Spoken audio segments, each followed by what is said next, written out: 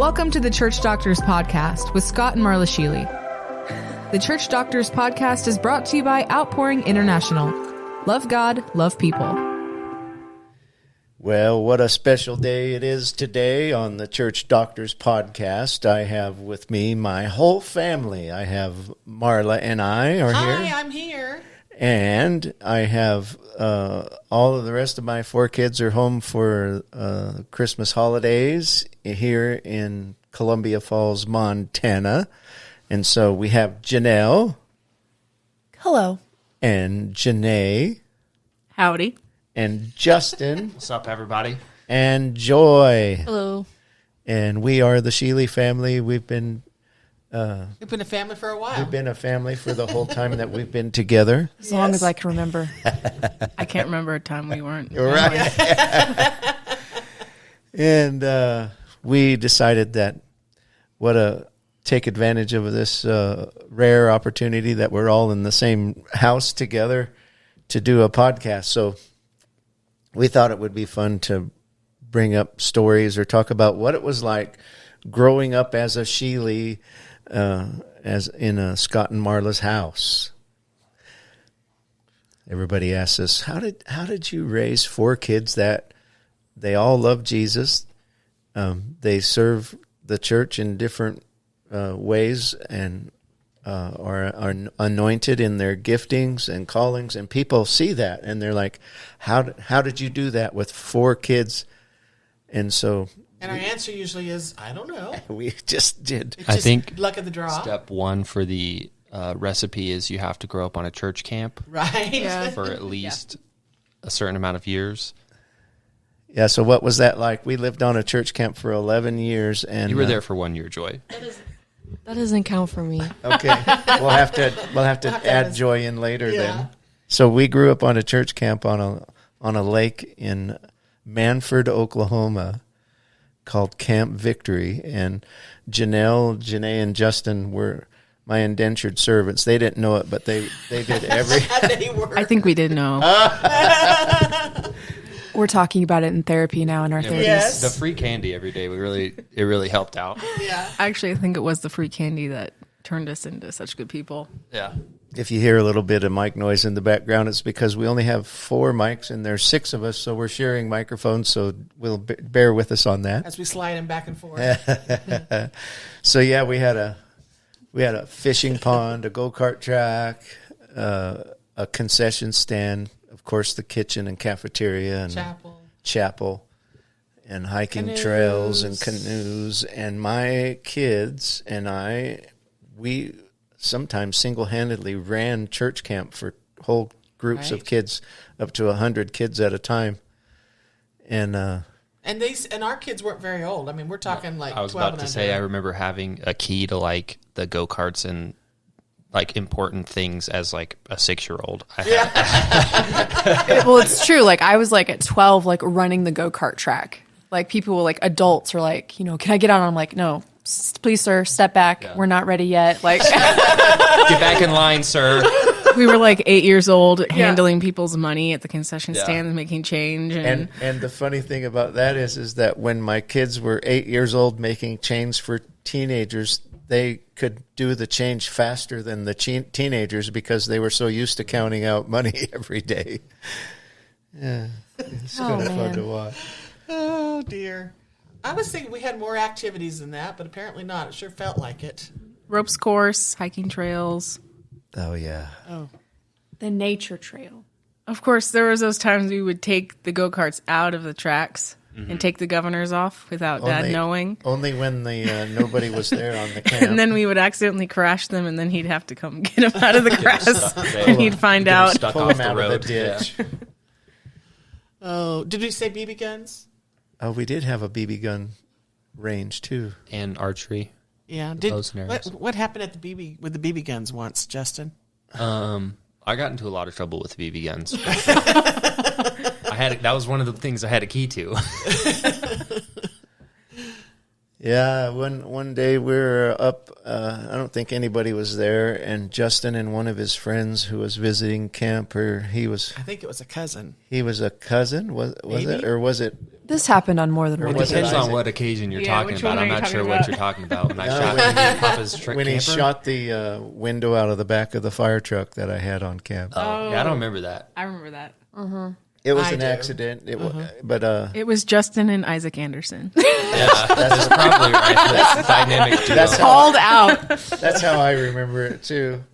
And it was a 80s Desert Storm remade in a pickup truck made into a fire truck. So I just went to the junkyard and put a new one in. So it wasn't a big deal. Oh, we did lots of fun things on the camp. Worked lots of long hours and long weekends. So how did working at the camp help make you who you are today? What do you think the benefits are, or the pros and cons of growing up on a church camp? So I think the pros were definitely providing us with a really good work ethic, because I think we were leaps and bounds ahead of other kids our age. Like by the time we entered the workforce, we were able to do anything. I remember like my first actual job where it was actually legal for me to work I was doing more work than, some adults and better quality. The cons though is seeing in myself, sometimes I can't sit still because I feel like I have to do something. So since we were so little, always doing stuff, sometimes I have to be really intentional about rest and sitting still. I don't have that problem. Yeah, I think work ethic was a big part of it because, like, you'd go to work and you'd be the best employee because no one else would want to work. And the con to that would be you'd end up doing all the work because they knew you would do it. And you didn't get paid more, but you still did everyone's work. So I'd say that's a pretty big con of having, like, being able to work and not just do the bare minimum to get by. And that goes, I don't know, we could still stay at the camp, but it also goes fast forward to we pastored a couple churches together as a family also. And it's kind of the same idea in ministry. If you're there, then you just do it. Because you look around and nobody else is there, so you just do the job. And so people get used to seeing people that are wired to work do all the work, and they sit back and let them do the work. That's how it works, I guess. Joy was at the churches, so Yes. she can be part of this conversation now. They just think we have the servant gift. Like, and they're like, oh, yeah, they're just the servants because they have the servant gift. But and it's actually- like, no, I don't. know how to work. What it really is, though, is it's a leadership gift. You just need to be discipled. No, leaders serve people, and leaders make sure that everybody else's experience is going to be good. And so we do whatever needs to be done to make sure that everybody else's experience is good. That's what a leader does. So I think that's what people see when they see you guys at church or at work. They see leaders. Well, and I think too, people think, well, how do they know how to do so many things? Well, we don't. We just step in and do it because nobody else is doing it, and you just learn how to do it as you're doing it. You can always Google it later. Right? Say yes and then Google later. Yeah. Joy, do you remember anything working at the church? I remember running the concession stand in the kids' building, but that's about it. That's about it? Yeah. Concession stand at the church. That was on Wednesday nights at Children's Church. Yeah. I'd be taking my friends' money and giving them hopefully the right change back. I can't count very well. I don't think anybody noticed. No. And then another thing that we would do at some point, I think when the kids were around, 10 or 11 or so, I started traveling overseas on missions trips, and I would take each of the kids with me. And so the first one to go with me would have been Justin. Where did we go, Justin? We went to Peru. I was 9 years old. 9 years old. Tell us about that. Probably the biggest thing that I remember is the food, because when you're 9 years old and you're a boy, you remember the food and the amount of food that was given. I learned very quickly how to say, I don't need any more food, because they would give you just 4 pounds of food every time you ate, and then as soon as you finished it, they would give you the same exact amount again. Yeah, if you cleaned your whole plate off, it meant that I'm still hungry, and so they would fill it back up. Yeah, and Justin would look at me and go, "Here, I can't eat all this." So that's too much. So we were raised. You ate what was set before you. Eat everything. It was a compliment to the cook.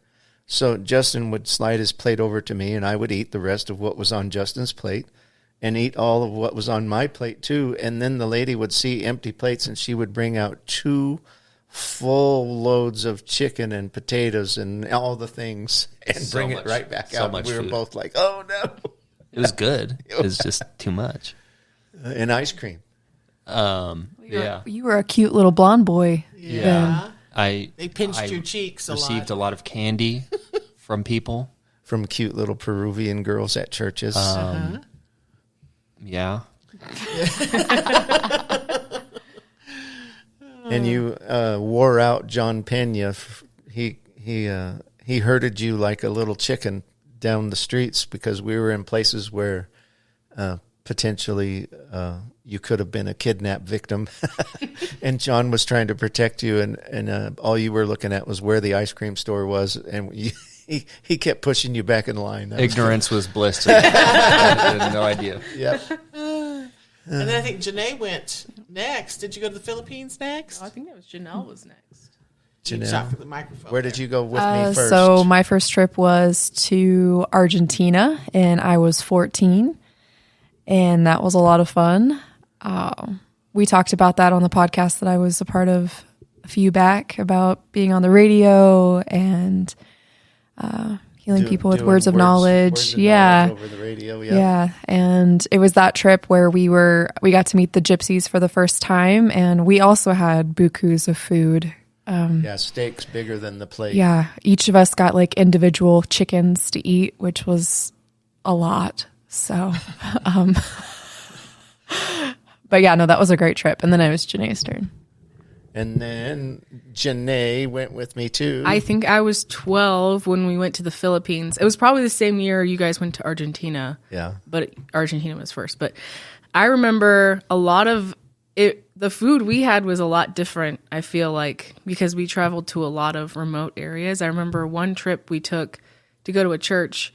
We got in a car, got in a jeepney, took a bus, crossed a river, got on motorcycles, got on another bus, and then we walked the rest of the way up this mountain a long way to the church. 3 or 4 miles. Several miles. Worst sunburn of my life was that day in the Philippines. We had to walk across the river. Yeah, we walked across the river, and everyone was so worried because my pants were wet. They thought I was going to get hypothermia, but it was like 80 to 90 degrees outside, but they were so worried about me. But I remember up there, that place we went to, we were like some of the first white people they'd ever seen before, the first Americans they'd ever seen before.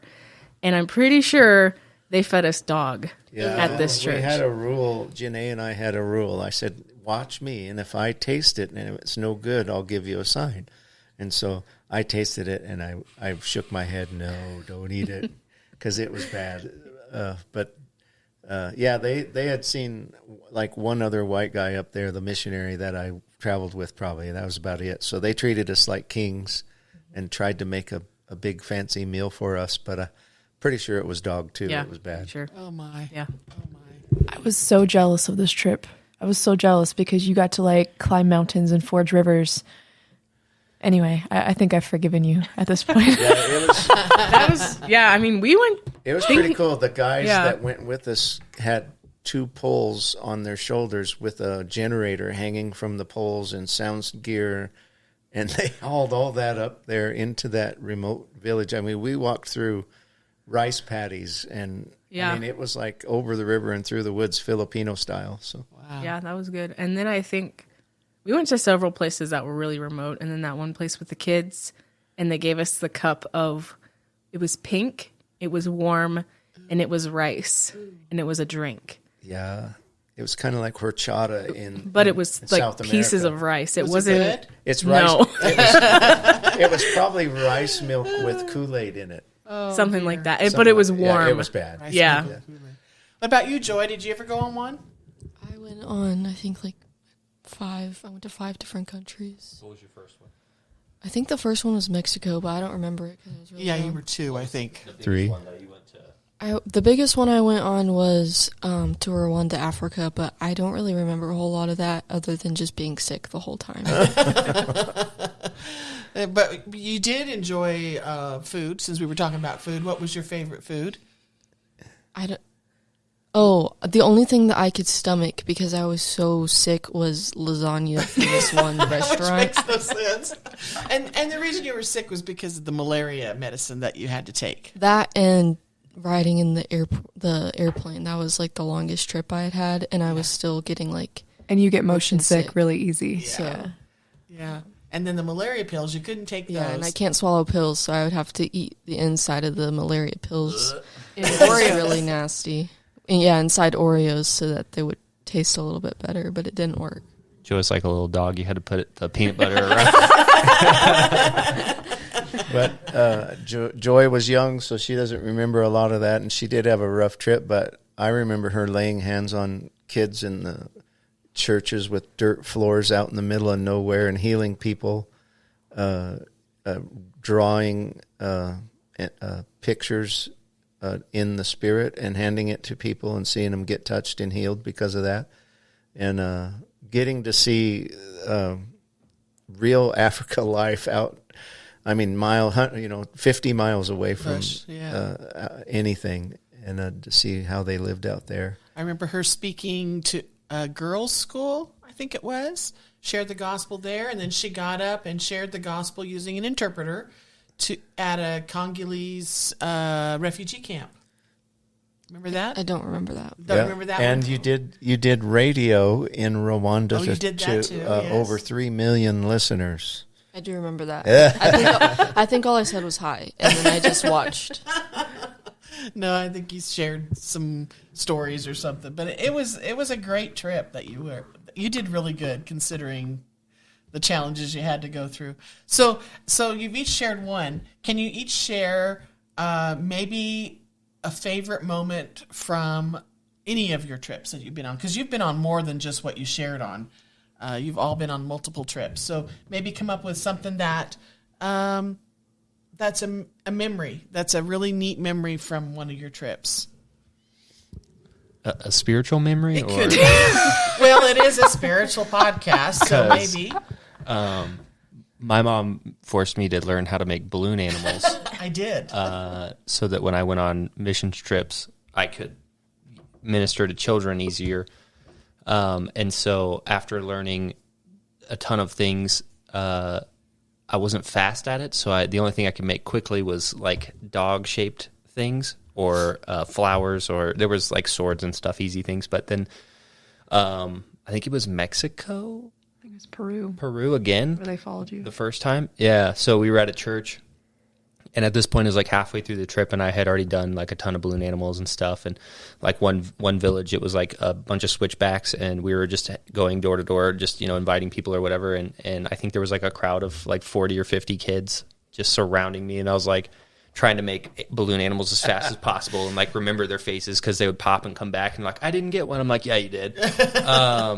But then at one of the churches, I was like, all right, I got to use the restroom, so I like ran to the bathroom and like 3-4 kids came in there and they're all yelling globos at me, and that's when I learned the globos meant balloons in Spanish while I was trying to use the restroom. But that was a really funny memory of just like, I think that was the first experience of like doing balloons with ministry. Yeah, that one that you mentioned that was up on the hill, it was a community that didn't have water. Yeah, we were giving them water. And we rented a water truck and walked with the water truck down the street and filled up everybody's water barrel. And then Justin started giving away balloons, and immediately every child within a half a mile came to where Justin was, and we ended up having like 100 children, and then their parents came with them, and we ended up having church on that street corner, all because this 6'4" or at that time 6'3" or 4" guy, the white guy, is standing there tying balloons, and they all wanted one, and so it's pretty neat how God can use that. Yeah, so now I know how to make balloon animals. And you know how to do Jonah and the whale. Yeah, I know how to do some stuff. Some tricks. Yeah, some tricks. All right, who's next? I think the most impactful story for me ever is still the time where we went to Vietnam. And a lot of times I forget we went on this trip just because, we couldn't, there's still a communist country. And so you can't really talk about it. So sometimes I totally forget that we even went because I don't have a lot of pictures. Like we didn't post anything on Facebook or anything. And so sometimes I legitimately forget. But my favorite story was we went to a leper colony and with the purpose of getting them food because leprosy is totally curable, but the government chooses not to cure their disease. Instead, they put them in colonies, and that means them and their families. It doesn't matter if they don't just put the person with the disease. If a family member has it, the entire family goes. And the whole family goes too? Yeah, wow, I didn't realize you're exiled basically to this community, and there's no hope for you. That's where you stay. And the sad thing is they can cure it, but they choose not to.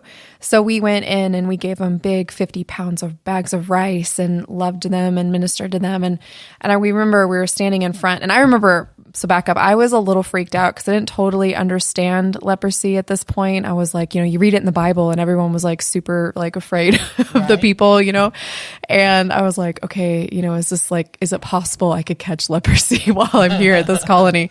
And so I remembered, having that inner dialogue with myself before we got there, and we get there, we're handing out food.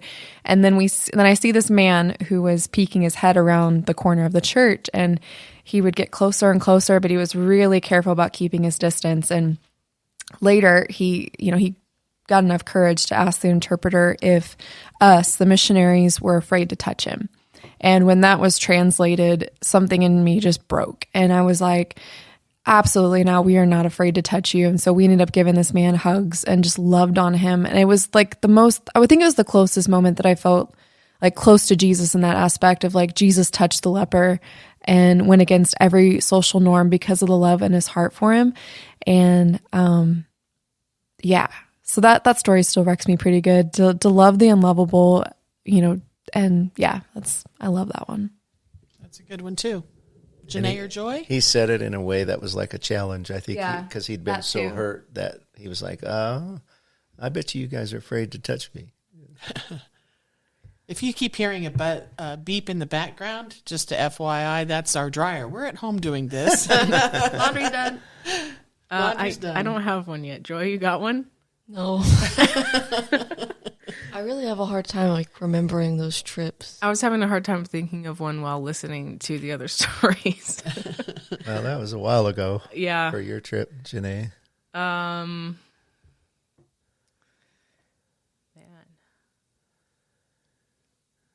We did a lot of. It was a fast trip. We were doing things constantly. Yeah, we did. The roads were horrible back then. They're a lot better since I went back again. Since I went with you there, but we would go on a trip. We'd have to get up at 3:00 in the morning and drive to a place, and we'd be going down what was supposed to be the international highway for this island. The main state highway. And it was so full of holes that there was more hole than there was road, but the van driver kept trying to miss them all. So we thought, it's okay. I didn't sleep very much last night. I'll sleep in the van on the way to this next place. But the van driver would try to miss every hole, so we were like, whoop, whoop, whoop, whoop. No sleeping here. I guess just in general, everywhere we've gone, I think I've only been to the Philippines, Mexico a couple times, and Belize. But in all those places, it's really cool when we go to either the churches or outreaches, how many people come expectant. Like, they are like so excited to be there and so excited to hear from God. They're not necessarily there for us. Maybe some of them were, but it was really cool just to see that in every single place. Like, everyone was hungry and everyone was ready for it. And does that change you? Like, when you come back, are you changed because you went on a trip? I mean, yeah. It's definitely changes parts of you. Because you've traveled, because you've left the country and gone somewhere somewhere else. Anytime you leave, even going out of state, you meet new people and you meet new cultures and you see how other people live. Because if you think that everyone thinks the same way as you or believes the same as you, that's not a very good way to live your life. You need to see how other people live their lives and how they think, and then you can better relate to everyone around you. That's good. That's good. Yeah, a lot of the places we went was extreme poverty. It was dirty. I mean, not every trip, but when you see that, and you see that the Word of God is the same no matter where you're at, for the people that we visited, where people would get healed, people would get saved. The churches that we keep going back to year after year, they would grow and get stronger and stronger as we love them and encourage them, and it's just changes your outlook. The world gets a lot smaller when you travel and visit different places.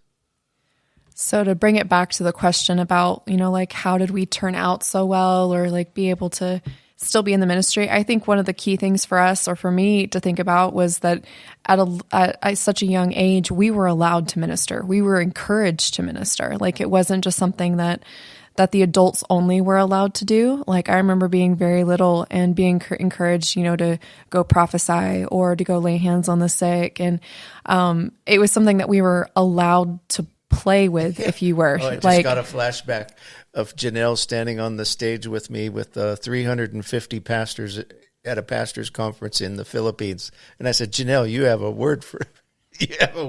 And her eyes got like dinner plate size. She goes, I do? Yeah.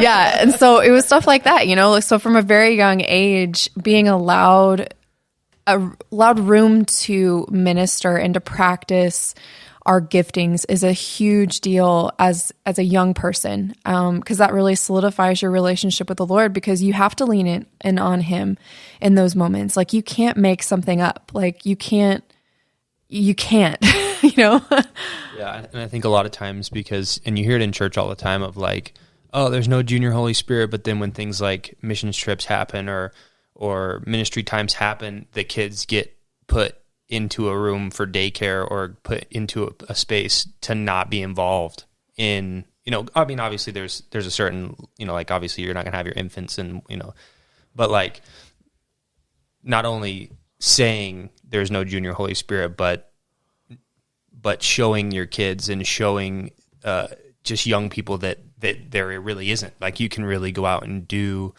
what you're seeing, and you can do it right now. You don't have to wait, and it's like, as a youth pastor, you say that all the time. Like, oh, David, went and killed the giant when he was little, but then, like, you don't expect anything from anybody, you like, think it has to be, you have to be 18 or older. Right. And the kids feel that too. They're like, oh, well, I'll just do that later or whatever. But when you really, and not that you're forcing it, but when you're like, you're doing it, you like the old Western where, like, the guy throws the kid into the pond because he doesn't know how to swim. Yeah. It's like, that's really what you have to, get him, like, push him in, Yeah. get him wet.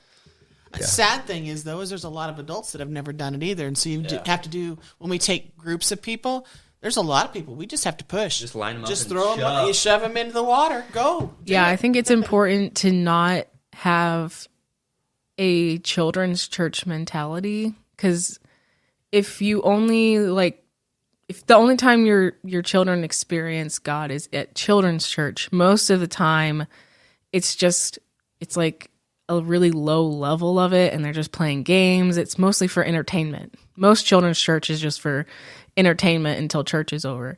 And so that's all they ever experience. And then they go to youth group, and most of the time it's the same thing again, unless you have a good church where it's actually has depth to the service and you're learning and there's good worship, or otherwise you're just playing games and being entertained until your parents are done. And then whenever you go to quote unquote big church, That's what we used to call you're it, disappointed because you're like, oh, this is what God really no is. fun. It's not fun anymore. No quiet seat prizes. Yeah, it's different because you're not, it's not the experience you're used to, and the fact that it's not that God isn't fun. It's just you get disappointed because, oh, well, this is boring, or my friends aren't here anymore, and that's the reason I'm coming. And so I think it's important to make sure that your kids realize how important it is to serve God and to talk to them about it at home, and not just be an at church thing, because most of the time, once kids grow or age out of youth group, they stop going to church. And not that doing church together, I mean, we saw people get healed. I mean, over the years, we've seen, the lame walk, and the blind are seeing, and the deaf ears are opening, and we're prophesying to people, and they're like, how did you know that? I mean, so we're seeing the kingdom of God manifesting. But at the same time, I mean, in between the church and the hotel or wherever, we're just laughing so hard we're crying all the time. It's not that ministering is like this somber experience, but I mean, even in the middle of it, Justin's funny all the time. He can't minister without being Yeah. Well, I had something to piggyback off what Janae said is that it's at home too. I find a lot of the time when kids are dropped off, people expect the youth pastor, the children's church pastor, to handle that aspect of their child's life. And although we're there to help, that's your job. That's your responsibility.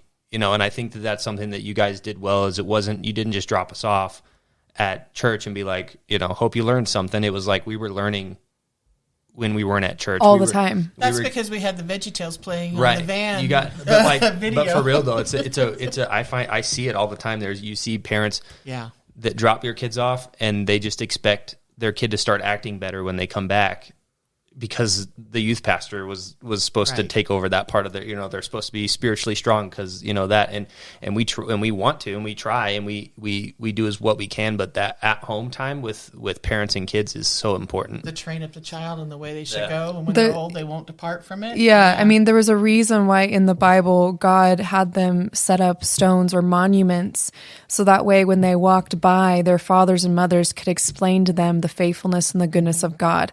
So it's not a once a week thing. If we take Christianity as just a once a week thing, we're going to live unfulfilled lives and we're going to live void of power. And so we just have to have it in our lives all the time. Yeah, and I think too that parents think that, well, I read a devotion with my kids or I pray with them before they go to sleep. But there's more to life than that. There's more to Christianity than just reading a Bible story or a devotion and praying a prayer at nighttime with them. It's a way of living. Yeah, and to go back to Dad's point, it should be fun. Mm-hmm. I feel like the disciples had loads and loads of fun with Jesus. You can't tell me that they weren't walking down the street just having a blast, you know? Yeah. Yeah, it's fun. I mean, at least the way we do it, and it's super rewarding to actually know that the gift that God put inside of you before He created the whole earth, and you're partnering with an alive God right there, and somebody else's life is better because you gave something out of your gift actually worked, and you saw it happen right in front of you. And then if you're diligent and you keep practicing your gift, it gets better and better and better. And to see each one of my kids, you know, operate in those different areas of their life is just, for a dad, it's super rewarding for me. And you know, for each one of them to know that God is partnering with you. Go ahead and do it. I mean, that's the best life ever. I mean, it is rewarding. It is fun. And I just want to encourage everybody listening, you know, it might seem a little bit daunting or overwhelming, all the things that we just rattled off to the way we raised our family, but we didn't do that all at once. We did one thing at a time, each day at a time. We were intentional to hold our kids to what we felt like was the scriptures, to live according to that. And to go to church. We were in church every time the doors. Sometimes we lived 45 miles away from church, and we still were at church every time the door was open. Then we would have chapel services at camp, and still invite people over to our house and do Bible studies. I mean, we made it a way of, that's our life. This is our life. It's not something that we add to our life and check off the box. And so this is we just want to encourage you, if you're listening and you're raising kids or you're grandparents and you're trying to encourage your family, it's just start with what you have. Start where you're at. Find a place to serve. Find a place to give away what you have, and it will be rewarding for you too. And don't be discouraged if what you see now in your children, you think, well, man, if where they are now, I just don't see them becoming anything anything having to do with God in the future, take a moment, each of you, and tell us what you wanted to be when you grew up and then what you are now. Joy, you go first. I wanted to be a tablecloth. She did. It's the truth. Okay, but she was like 2 or 3 when Yeah, she said but she still wanted to But be she was very serious. Yes, she was. What kind of tablecloth? Like a gingham tablecloth, like a red. It was my dream. Justin? Well, Dad was like a volunteer firefighter, so I was like, I want to be a firefighter. And you wanted to be a circuit riding preacher, too. I don't remember that. You but, did. Yes. You did. But giddy up. Speaking of giddy up, I dreamed that I would be a trick rider and I would have horses and I would do beautiful tricks. And you're not now. No, I've never really ridden on a horse for longer than like 5 minutes. It's still a dream though. I wanted to own a macaroni and cheese store, like a restaurant, but I called it a macaroni and cheese store.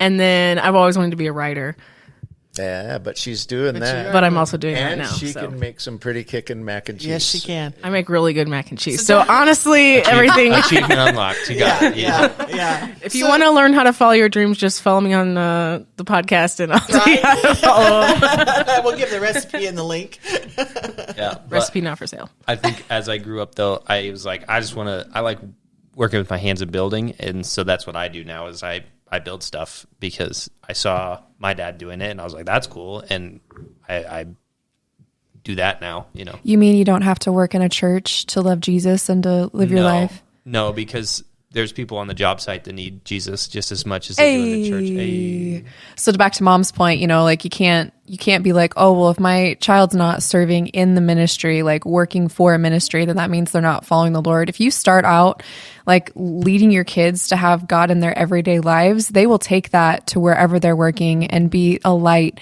They'll be pastors in the workplace. They'll be prophets in the workplace. They will be healing people as they're walking into offices. So don't feel like, oh, well, if they're not working in a quote unquote ministry, that does not take them out of the game. Yeah, we were definitely encouraged as kids that we were leaders wherever we were.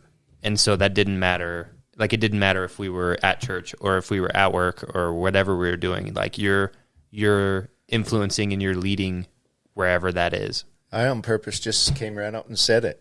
You guys are not followers. You're leaders. You set the tone of the conversation. You decide where the group's going to go when you start getting old enough to drive and you have friends and so we were just intentional, not perfect by any means. We could do a whole nother show of all the things we did wrong, I'm sure. Oh, that'd be an interesting one. Yeah, that would be a great way to attract viewers. Talk about all the bad stuff, but love covers that stuff, and you just decide, I'm still committed to Jesus. I'm committed to loving my family. I'm intentional with what I believe, and you can do that in any setting, like we just said. It doesn't have to be a pastor's family or a camp director's family. I think what you said there was really key about love carrying you through, because honestly, we've always been like the Schiele family. People have always said, oh, I just want to be a part of the Schiele family. They're just so awesome. But the truth of the matter is like we've had hard times. Like there are days where we just do not like each other, but I think it comes down to that we just have chosen over the years, no matter what we're going through, at the end of the day, we love each other and we're family and we're not going anywhere. Team Schiele. And so whether or not we're having an argument or anything, at the end of the day, we're family. Nothing changes that. And because we have the Lord in our heart, we know that no matter what's going to happen, we're going to love each other and we're going to work this out. And where a lot of families, one thing happens and then they don't speak to each other for 10 years. So I think even in our sibling relationships, we'll have a hard time, but at the end of the day, we know like you're the only one we get, So it's like we got to take care of it. That's right. Well, we're so happy that you were here with us today on the Church Doctors Show. And thank you for joining us, all my 4 children. Anybody else have anything they want to say? You're welcome. And we just so glad that you're here with us today. Like and share our program, pass it on to another family that you know of, that maybe this will encourage them. Also, remember to stay hydrated. Yeah, there's all kinds of wisdom flowing here today. So, we'll Thank you for joining us. And if you have any questions or comments, please be sure to email us or go to our website at outpouringintl.com and leave us a comment. We would love to hear from you. Like and share this podcast. We'll see you again the next time. Janae, why don't you send us out on the podcast? Okay, I think I will.